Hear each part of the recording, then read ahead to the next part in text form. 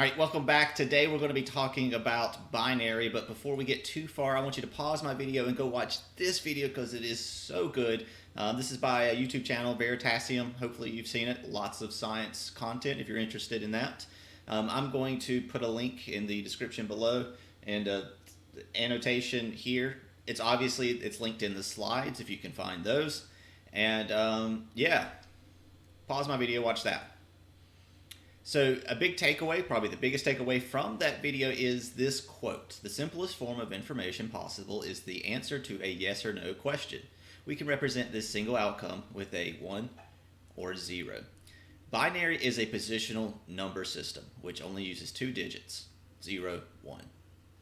Compare this to our number system, also a positional number system, by the way. The decimal system, this dec, this root word meaning 10, this bi, root word meaning 2. Our system, the decimal system, has 10 digits in it, 0 through 9. In computers, a single 0, 1 is known as a bit. This is short for binary digit. It is the basic building block in which all information is represented. With a bit, we can represent 2 states, yes or no, true or false, on or off, up or down, left or right. Could you think of some other object, concept, or situation that could be represented with a single bit? That's where I would kind of ask that and get the up or down, left or right type of thing. But note that if we do like up, down, left, right, those are effectively have to be 2 separate bits. If you wanted to represent them using, one little piece of information, you got to start combining bits. In order to represent more than 2 states or outcomes, additional bits are going to be needed.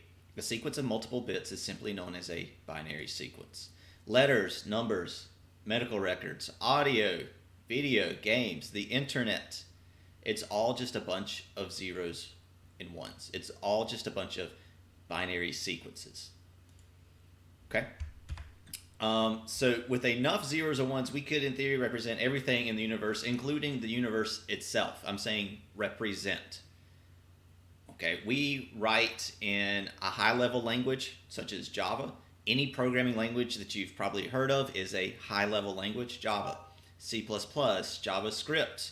HTML is not a programming language, but those are all high-level languages. Okay? What the computer needs is the lowest level language possible.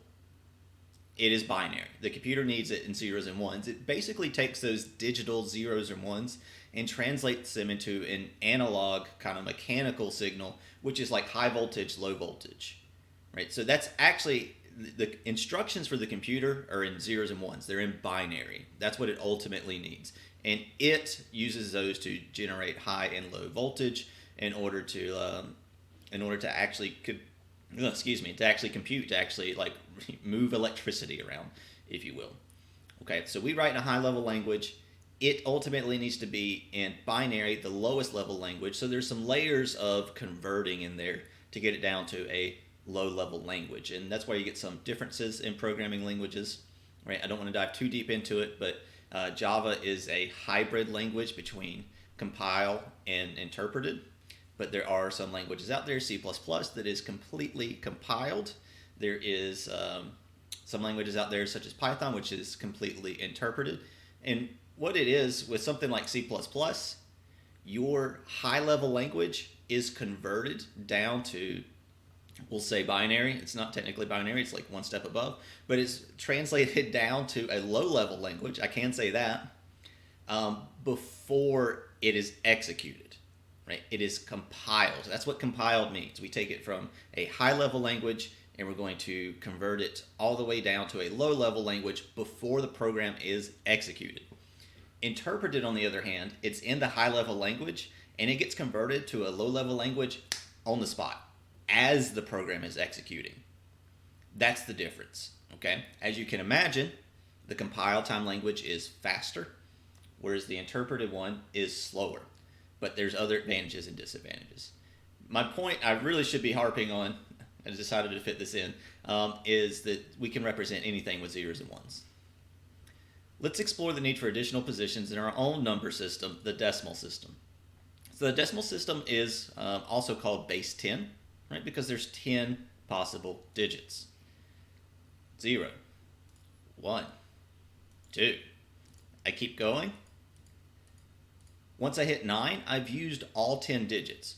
So think for a moment. What happens? What do? Well, we add a new position.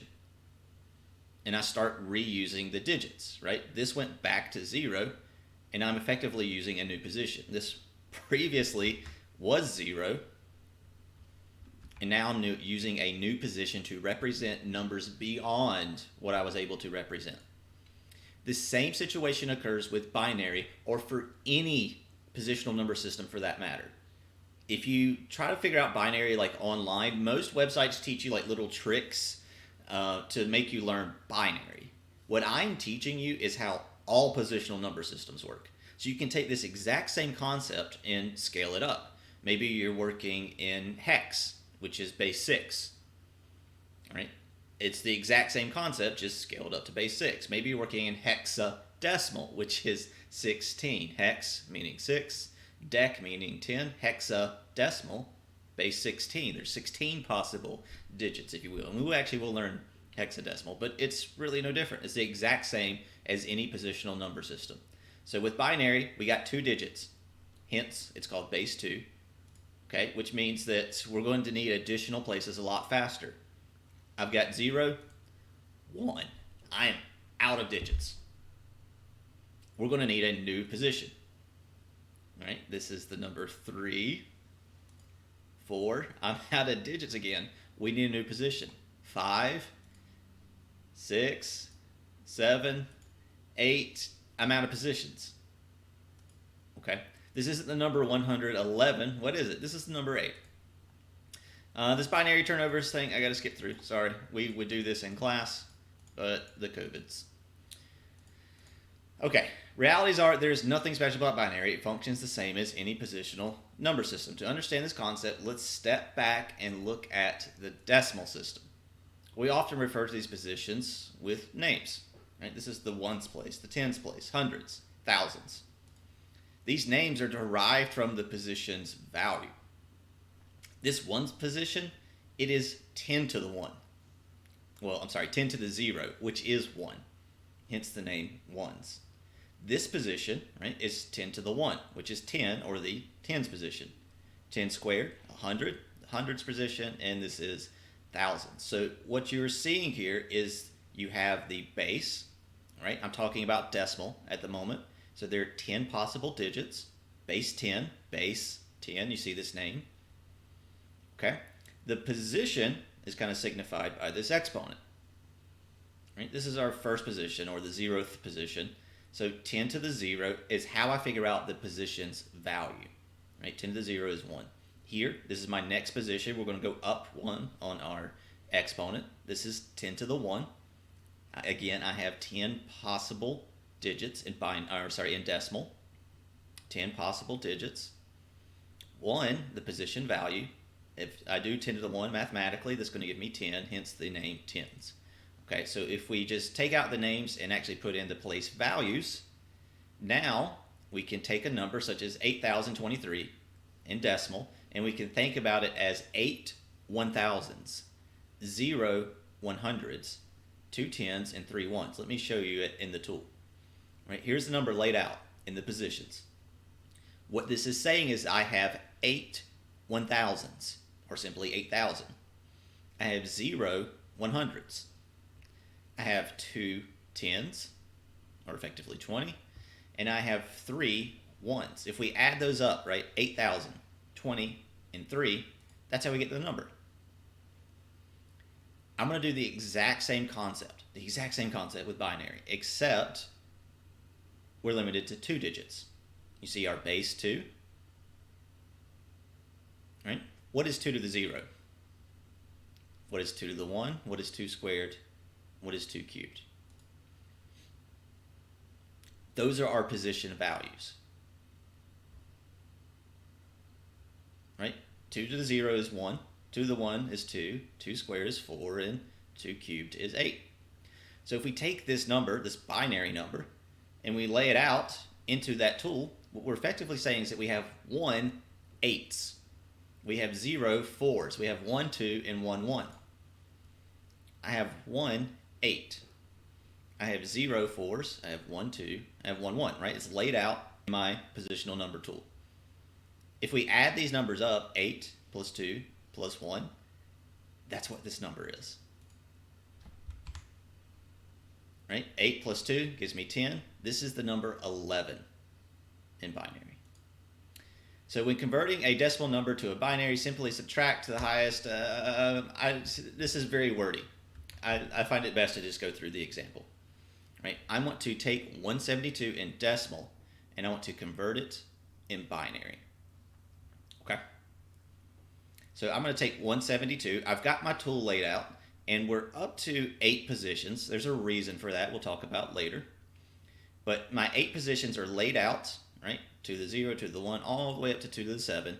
And I've also written in their values. I'm going to take 172 and I'm going to convert it to binary. What I want to do is look across here. What's the largest number that'll go into 172? It's 128. Okay, I'm going to put a 1 there and then subtract 128 from my number. I'm left with 44. I'm going to look across here and ask, what is the largest number that'll go into 44? It's 32. So I'm going to put a 1 there, subtract 32, I'm left with 12. What's the largest number that'll go into 12? We see our 8, so I'll put a 1 there, subtract 8, I'm left with 4, and obviously 4 can go into 4. We'll subtract that out, we're left with nothing. I'm then going to fill in the rest of the spots with zeros. And this is my number. 172 in decimal can be represented as this in binary. 10 10 11 0 0. Okay, let's do a couple more of those conversions.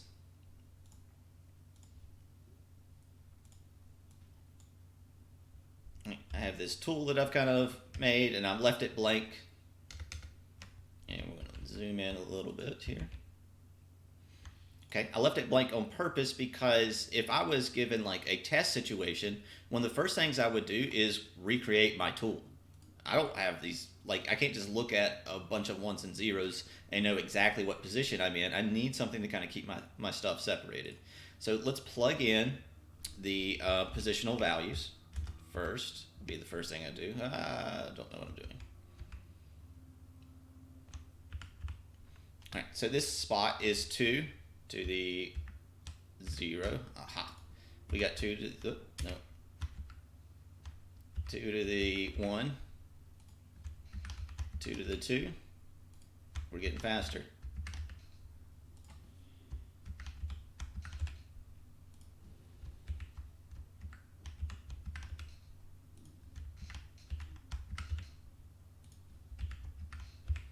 Okay. If I'm in a testing situation, I know there's going to be binary on it. First thing I'm going to do is write down my tool. I'm going to throw in something that looks kind of like this, and I would add positional values. Let's evaluate these. 2 to the 0 is 1. 2 to the 1 is 2. 4.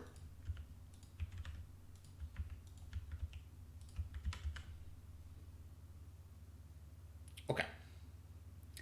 Let's come up with some type of number. We just did 172. Let's maybe do something a little bit smaller. 78 is the first thing that popped in my mind. I want to convert 78 from decimal to binary. I'm going to look across here and I'm going to ask, what is the largest number that will go into 78? The answer here is 64. Notice that I am not putting anything here. So I do have 164. I'm going to subtract that out. All right, we're going to do 78 minus 64. And to not be a complete fool, I'm going to bring out my calculator because that would be more embarrassing as if I just did not get the math correct. This is going to give me 14. Okay. So I'm going to look across here and find the largest number that will go into 14. It's not 32. It's not 16. 8. So I'm going to put a 1 here. Let's center all of these. I'm going to put a 1 here. I'm going to subtract out 8. Leaves me with 6. I'm going to look across here and ask, what is the largest number that go into 6? It's going to be 4. So we're going to put a 1 there. All right, we're going to subtract, sorry, this is 6. We're going to subtract out our 4, which leaves us with, of course, 2. Don't need a calculator for that one. I'm going to put a 1 there. We subtract out the 2. We're left with 0. Okay, I would then fill in the rest of these slots with 0. Now, some questions I'm going to get asked is, do you need this, not trailing, this leading 0? Kind of, it depends on the situation. In computer science, we're going to talk specifically about this, right? Having these 8 bits together, it's known as a byte. It's special. And in computer science, we basically work with 8 bits at a time. We work with bytes at a time, which means that this 0, any leading zeros, are going to be kept there. The reason being is if you got a bunch of 1s and 0s, how do I know where one piece of information stops and where another one starts, right? If you chunk it into 8 bits at a time, you can kind of clearly see where one stops and where one starts. Let's do another conversion. I'm going to do something a little bit larger maybe, and kind of a maybe like a odd number, right? Let's do something like 200 and let's do like 201. This will be a good one. Okay, I'm going to clear out my tool real fast. I want to convert 201 from decimal to binary. I'm going to look across my tool. I see that 128 is the largest number that will go into that, so we'll put a 1 there. We're going to subtract 128 from 201. It's going to give us 73. Okay, I'm going to look across my tool, find the largest number, 64.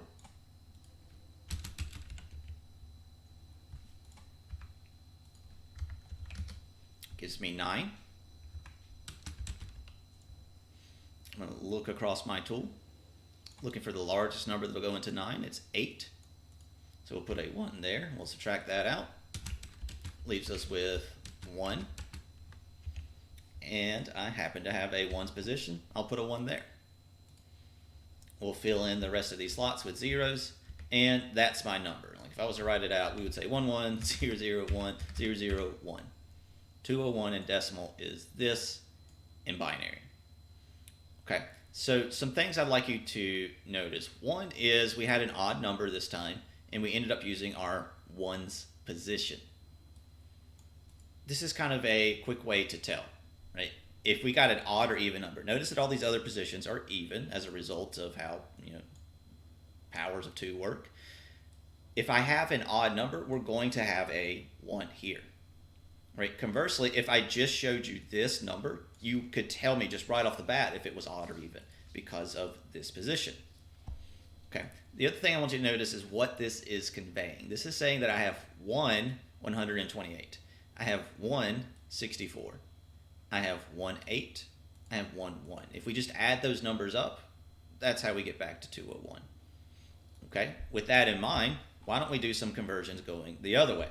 Right, I want to take a binary number and I want to convert it to decimal. Right, I'm just going to throw in some 1s and 0s in here.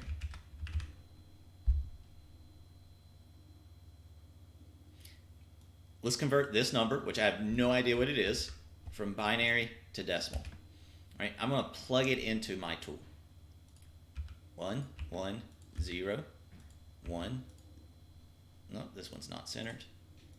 So 1 1 0 1 0 1, and we can put these leading zeros here if you would like. What this is saying is I have 1 32. I have 1 8. I have 1 2. And I have 1 1. I'm just going to add these numbers up. 32, 8, 2, and 1. This is 43 in decimal. What I'd like you to notice is it's effectively the exact same process, just in reverse. Instead of subtracting, we're adding.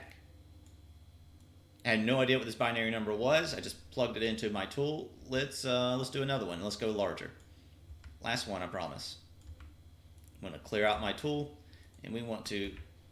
Ooh, I may have messed that up there. Let's do some number, some binary number. I got 8 spots. That'll fit nicely into the tool.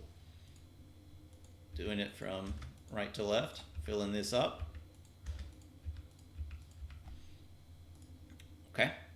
What this is saying is that I have 128. I have 164. I have 132. No 16s. I have 18.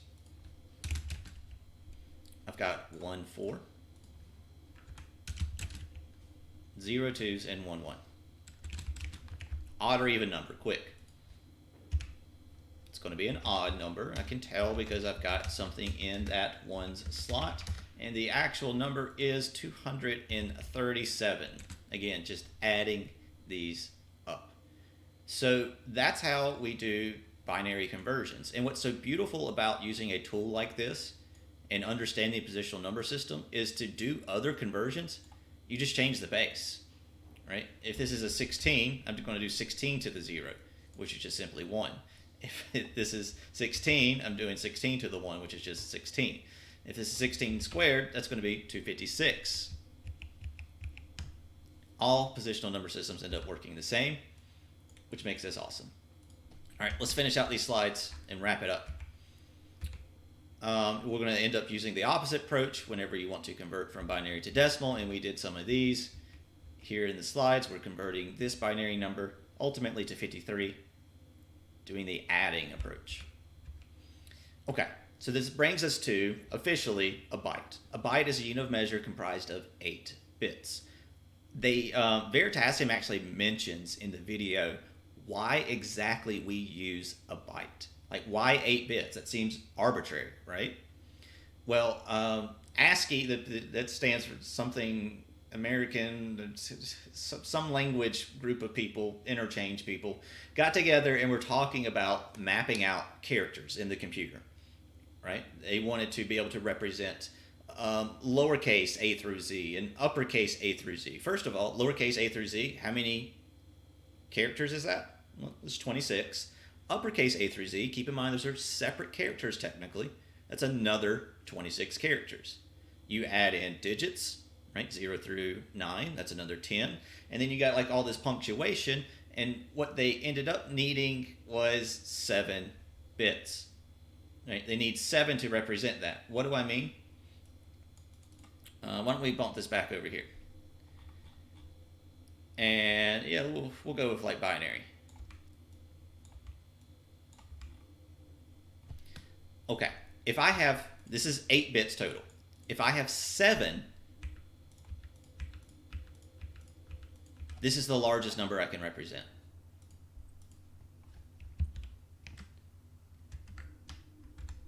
Right? This number being, this is harder than it looks, I promise. I know I'm making it look hard.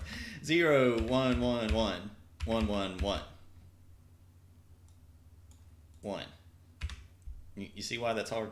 And we can get rid of this leading 0 just for the sake of argument, but if I have my 7 bits, this is the largest number I can represent.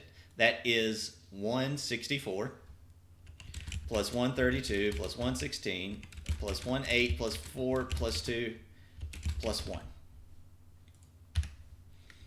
Okay, so this is what? Sorry, I'm laughing because I know the answer. 127. Okay, whatever number of characters they came up with, right? Lowercase a through z, that's 26. Uppercase a through z, that's another 26. We're talking 26 lowercase, 26 uppercase, 10 digits. And then you start throwing in all of the other punctuation that you want to represent. They came up with, they need at least 7 bits to represent those 127 things. Okay, but these people were smart enough to understand that what we're talking about here is binary, and a very clean base to stop on would be 2 to the 7. Right? Using 8 bits would actually be a nice clean number when we're talking binary. And so they went up more, and there's some advantages to that. They ultimately had more space to work with, right? If we bring in another bit, this number goes from 27 to, right, 127 to 255. Okay, you may have seen this number before. This number is very relevant. It is the maximum value that we can represent with 1 byte. So they decided that stopping at 7 bits was not a good idea. We can just simply add one more bit. It's a very clean power of 2. And we actually add in more space for maybe, future characters type of thing. And so that's kind of where the byte originates. That's why we use 8 bits, which seems like an arbitrary number. And then there's this question, which we just answered. What is the largest number a byte could represent? If we add up all these numbers, we get 255, which is simply 2 to the 8 minus 1. Okay, what I'd like you to recognize is that there's 255 is the largest number. There's 256 different possibilities. That is 0, right? 0 is a number I can represent here in the tool.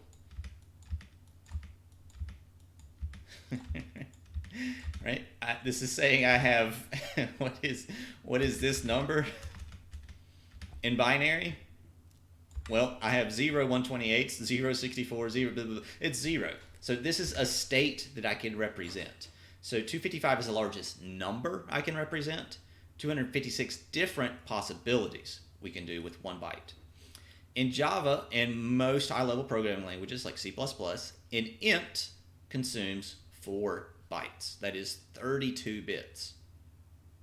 Using this exact same logic, the exact same approach, what would be the largest number that an int can store? Now, we could literally throw in 3 more of these things and like amp it up, right? Get all the way up to like 2 to the 31st.